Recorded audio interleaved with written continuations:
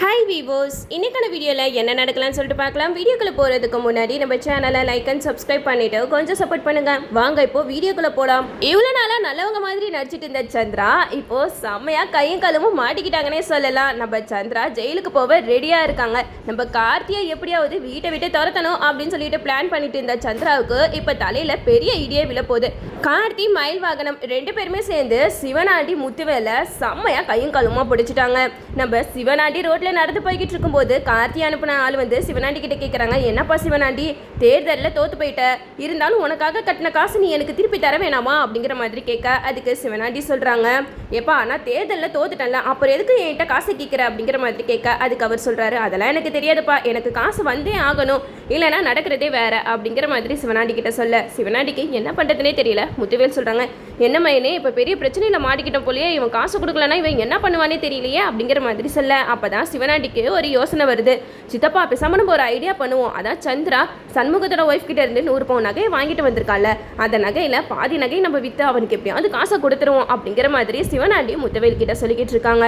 அப்பதான் முத்துவேல் சொல்றாங்க, எப்பா சந்திரா எதுவும் தப்பா நினைச்சுக்க போறா அப்படிங்கிற மாதிரி சொல்ல, இதை கேட்ட சிவனாண்டி சொல்றாங்க, அதெல்லாம் ஒன்றும் நினைச்சுக்க மாட்டா அப்படின்னு சொல்லிட்டு சந்திராவுக்கு கால் பண்றாங்க. சந்திரா எனக்கு ஒரு உதவி பண்றியா, நான் தேர்தலில் நின்றல, அதில் தோத்துட்டனால அந்த காசை திருப்பி என்கிட்ட இருந்து கேட்குறாங்க, அந்த காசை கொடுக்கணும்னா உன் கையில் இருக்கிற நகையில் பாதி நகையை என்கிட்ட கொடு, அதை எப்படியாவது விற்று அந்த காசை நான் கொடுத்துட்றேன் அப்படிங்கிற மாதிரி சொல்ல, இதை கேட்ட சந்திராவும் சரிங்க உங்களோட பிரச்சனை தீர்றதுக்காக நான் இந்த நகையை கொண்டு வரேன் அப்படிங்கிற மாதிரி சொல்லிடுறாங்க. இதெல்லாம் ஓட்டு கேட்டுட்டு இருந்தால் நம்ம கார்த்தி வந்து அந்த ஆளுக்கு ரொம்பவே நன்றி சொல்கிறாங்க. ஏன்னா நம்ம கார்த்தி தான் அந்த ஆளை சிவனாண்டி கிட்ட அப்படி பேச சொல்லி அனுப்பியிருப்பாங்க. அதனால நம்ம கார்த்தி மயில் ரெண்டு பேருமே அவங்க ரெண்டு பேரையும் ஃபாலோ பண்ணிக்கிட்டே இருக்காங்க. அப்போ தான் நம்ம சந்திரா வந்து கரெக்டாக நகையை கொடுக்குறாங்க. இதை எல்லாத்தையுமே நம்ம கார்த்தி மறைஞ்சிருந்து வீடியோவும் எடுத்துடுறாங்க. அப்போ மயில் வாகனம் கார்த்தி கிட்ட சொல்கிறாங்க, எப்பா அதான் நம்ம வீடியோ ஆதாரமாக எடுத்துட்டோம்ல, இதுக்கப்புறம் என்ன, நம்ம அத்தைக்கிட்ட போயிட்டு இந்த வீடியோ ஆதாரத்தை காட்டுவோம் அப்படிங்கிற மாதிரி சொல்லிக்கிட்டு இருக்கும்போது கார்த்தி சொல்கிறாங்க, இல்லைப்பா இந்த ஆதாரம் மட்டும் பத்தாது, ஏன்னா சிவனாண்டி கூட இவங்க தொடர்பில் இருக்காங்க, அது மட்டும் இல்லாமல் இவங்க 3 பேரையும் சேர்த்து தான் நம்ம ஜெயிலுக்கு அனுப்பணும், இனிமேட்டும் சின்னத்தையை விட்டு வச்சோன்னா கண்டிப்பாக அவங்க அத்தைக்கு என்ன பண்ணுவாங்கன்னு நம்மளால யோசிக்க முடியாது அப்படிங்கிற மாதிரி நம்ம கார்த்தி வந்து மயில் வாகனம் கிட்ட சொல்லிக்கிட்டு இருக்காங்க. அதே மாதிரி சிவனாண்டி முத்துவேல் ரெண்டு பேருமே சேர்ந்து ஏதோ ஒரு சேட்டு கிட்ட தான் இந்த நகையை கொடுப்பாங்க, அதனால அவங்களுக்கு தெரிஞ்ச சேட்டை நம்ம பேசி நம்ம வழிக்கு கொண்டு வருவோம் அப்படின்னு சொல்லிட்டு நம்ம கார்த்தியும் அந்த சேட்டு கிட்ட போயிட்டு எல்லா விஷயத்தையும் சொல்றாங்க.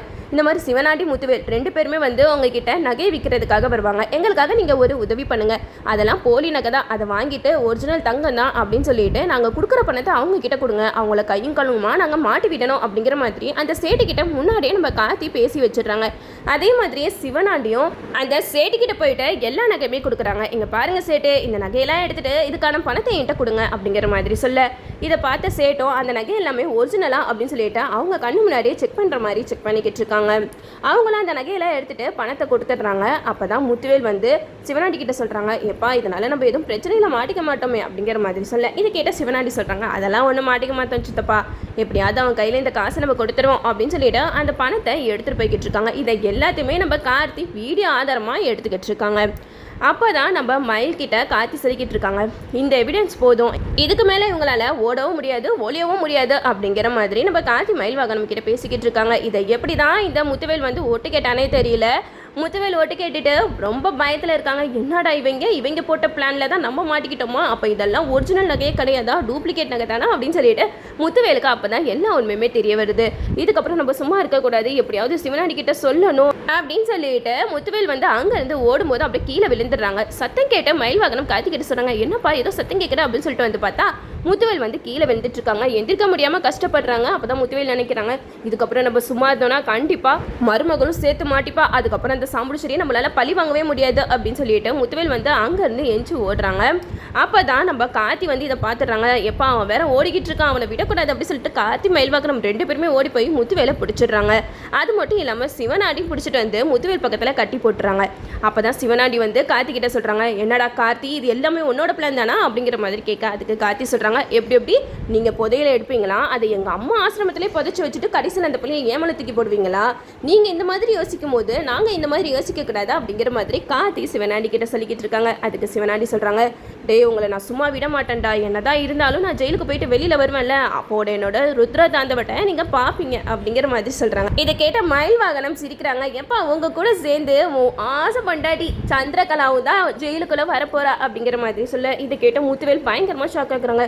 எப்போ மயனே நம்ப மாட்டினாலும் பரவாயில்ல, மருமக மாட்டக்கூடாது அப்படிங்கிற மாதிரி சொல்லும்போது மயில் வாகனம் சொல்கிறாங்க, இங்கே பாருங்க உங்கள் மருமகளும் சேர்ந்து உங்கள் கூட இந்த மாதிரி கேடி வேலை பண்ண எல்லாத்தையுமே நாங்கள் வீடியோ ஆதாரமாக எடுத்து வச்சுருக்கோம், அதனால இனிமேட்டு உங்கள் மருமகளால் ஒன்றும் பண்ண முடியாது அப்படிங்கிற மாதிரி நம்ம கார்த்தி சொல்லிக்கிட்டு இருக்காங்க. இந்த சைடு சந்திராவுக்கு ஃபோன் போட்டு சொல்ல முடியல, இவங்களாலையும் தப்பிக்க முடியல. அந்த இக்கட்டான சூழ்நிலை மாறிட்டு இருக்கும்போது தான் நம்ம கார்த்தி போலீஸ்க்கு இன்ஃபார்ம் பண்ணிடுறாங்க. போலீஸும் வந்து அழகா சிவனாண்டி முத்துவே 2 பேரையும் ஜீப்பில் கொண்டு போயிடுறாங்க. இந்த சைடு சின்னத்தைக்கு தான்ப்பா இனிமேட்டு இருக்குது சீனே அப்படின்னு சொல்லிட்டு வீட்டுக்கு போகிறாங்க. நம்ம கார்த்தி அதிகாரிகளெல்லாம் கூட்டிகிட்டு தான் போகிறாங்க. இங்கே பாருங்கள், நாங்கள் சொல்கிற நேரம் கரெக்டாக வந்து அந்த சந்திராவை அரெஸ்ட் பண்ணிடுங்க அப்படிங்கிற மாதிரி சொல்லி தான் கூட்டிகிட்டு போகிறாங்க. உள்ளக்க போயிட்டு நம்ம கார்த்தியை பார்த்து சந்திரா கேட்குறாங்க, என்ன டிரைவர் ஆதாரத்தெல்லாம் கொண்டு வந்துட்டியா அப்படிங்கிற மாதிரி கேட்க, இதை கேட்ட சாம்பிராணி வந்து சொல்கிறாங்க, ஆதாரம் இருந்தால் தானே சந்திராவை காட்டுவான் அப்படிங்கிற மாதிரி சொல்லும்போது நம்ம கார்த்தி என்ன ஆதாரத்தையுமே காட்டுறாங்க. நீங்கள் பாருங்க அத்தை, நீங்கள் இவ்வளோ நாளாக யாரை நல்லவங்க நினச்சிட்டு இருக்கீங்களோ அவங்களோட சுயரூபத்தை பாருங்கள் அப்படின்னு சொல்லிட்டு அந்த வீடியோ ஆதாரத்தை காட்டுறாங்க. அந்த வீடியோ ஆதாரத்தை பார்த்த சாமுண்டேஸ்வரிக்கு கண்ணு மொழியெல்லாம் பிதுங்கி வெளியில் வந்துடும் போல் அந்த அளவுக்கு ஷாக்காகி நிற்கிறாங்க. இதை பார்த்ததுமே சந்திராவுக்கு ஒன்றுமே புரியல. ஐயோ இவங்க என்ன பண்ணுறாங்க, ஒருவேளை எல்லாத்தையுமே ஆதாரமாக எடுத்துகிட்டு வந்து கொடுத்துட்டாங்களா அப்படிங்கிற மாதிரி யோசிக்கும் போது சந்திரா வந்து அந்த ஃபோனை வாங்கி பார்க்குறாங்க. அக்கா என்ன ஆதாரம் காட்டும் அப்படிங்கிற மாதிரி அந்த ஃபோனை வாங்கி பார்த்ததுமே சந்திராவுக்கு தூக்கி வாரி போட்டுருச்சு. ஏன்னா சந்திரா பண்ண தில்லுமுள்ளு வேலை எல்லாமே அந்த வீடியோவில் ரெக்கார்ட் பண்ணி வச்சுருக்காங்க நம்ம கார்த்தி.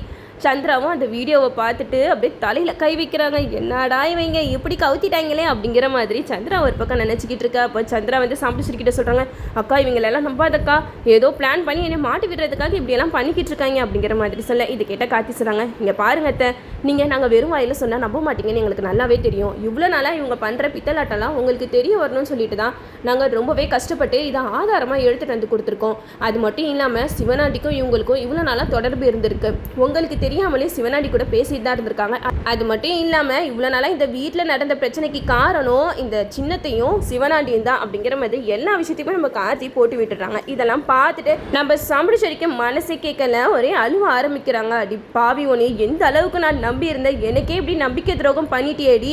நான் ரோகிணி ரேவதியை எப்படி பார்த்தனோ அதே மாதிரி தானடி உன்னைய பார்த்து இவ்வளோ நாளாக என் கூட வச்சுருந்தேன்.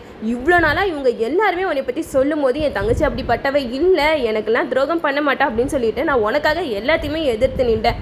ஆனால் கடைசியில் இவ்வளோ பிரச்சனைக்கு காரணம் நீதானா சந்திரா அப்படின்னு சொல்லிட்டு நம்ம சாம்பிராணி ரொம்பவே எமோஷ்னலாக சந்திரா கிட்டே கேட்டுட்ருக்காங்க. அதுக்கு சந்திரா சொல்கிறாங்க, ஆமாக்கா எல்லாத்துக்குமே காரணம் நான் தான், ஆனால் நீ எனக்காக என்ன பண்ண? பாவம் நம்ம தங்கச்சி அவள் புருஷனோட சேர்ந்து வாழணும்னு சொல்லிட்டு நீ அவர் கூட என்ன வாழையா விட்ட, என்னைய அவர்கிட்ட இருந்து பிரித்து தான் உன் கூட வச்சுருக்க அப்படிங்கிற மாதிரி சொல்லும்போது நம்ம சாம்பிராணிக்கு அப்படியே இதே தலையில் விழுந்த மாதிரி இருக்குது. சந்திரா நீங்கள் இப்படி பேசுகிற அப்படிங்கிற மாதிரி கேட்க, அதுக்கு மயில்வாகனம் சொல்கிறாங்க, அத்தை சின்னத்தையோட உண்மையான குணமே இதுதான், இவ்வளோ நாளாக உங்களுக்கு எதிராக தான் இருந்திருக்காங்க. நீங்கள் என்ன தான் பாசமாக பேசினாலும் உங்களுக்கு சாதகமாக பேசவே மாட்டாங்க. அவங்களுக்கு சிவனாண்டியை ரொம்பவே பிடிக்கும் அப்படிங்கிற மாதிரி மயில்வாகனம் எல்லா விஷயத்தையுமே சொல்லிக்கிட்டு இருக்காங்க. இதெல்லாம் கேட்டுட்டு சாம்பிராணி அழுக ஆரம்பிக்கிறாங்க. அப்போ தான் கார்த்தி வந்து சொல்கிறாங்க, அத்தை எனக்கு வேறு வழி தெரியல, இவங்க இவ்வளோ தில்லுமுள்ள ஆட்டம் பண்ணியிருக்காங்க, அதுக்காக இவங்க தண்டனையை அனுபவிச்சு தானே ஆகணும், அதனால நான் கையோட அதிகாரிகளை கூட்டிகிட்டு வந்திருக்கேன் அப்படின்னு சொல்லிட்டு அதிகாரிகளை கூப்பிடுறாங்க.